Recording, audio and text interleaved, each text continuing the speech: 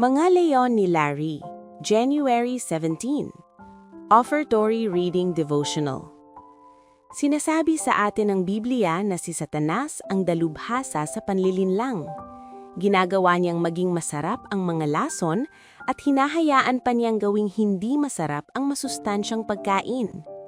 Ginagawa niyang magmukhang kamalian ang katotohanan at magmukhang katotohanan ang kamalian, kaya't ang buong mundo ay naguguluhan.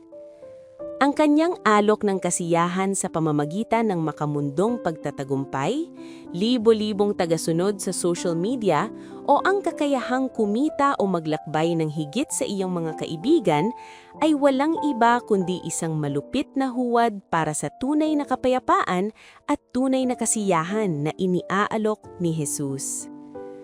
Mayroong kwento tungkol sa dalawang lalaki, sina Larry at Bill, na nawalan ng trabaho at hindi na makahanap ng anumang trabaho.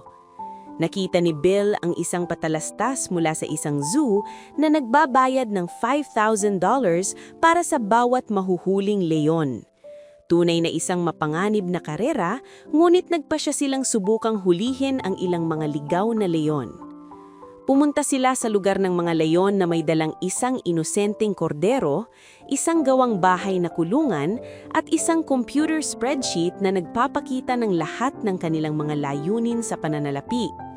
Habang sila ay nagmamadaling umakyat sa isang mabatong gilid, ito ay nabali, at sila ay dumulas pababa sa isang matarik na hukay na puno ng gutom na mga leon. Mabilis na tinasa ni Larry ang kanilang sitwasyon at sumigaw, "Bill, mayaman na tayo! Mayaman na tayo!" Huwag kayong padaya. Si Satanas ay gumagala na parang isang leyong umuungal naghahanap ng masisila. 1 Peter 5:5-8. Panawagan.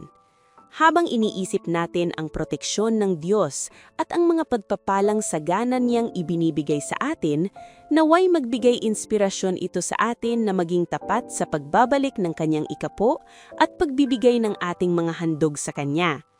At naway lagi nating hanapin at matagpuan ang tunay na kasiyahang na tanging ang Diyos lamang ang makapagbibigay sa atin. Salamat sa inyong matapat na pagbibigay ngayon. Sa pagbabalik natin ng ating mga ikapo at pangakong handog, ay ilagay natin sa huli ang ating mga hangarin at unahin ang Diyos.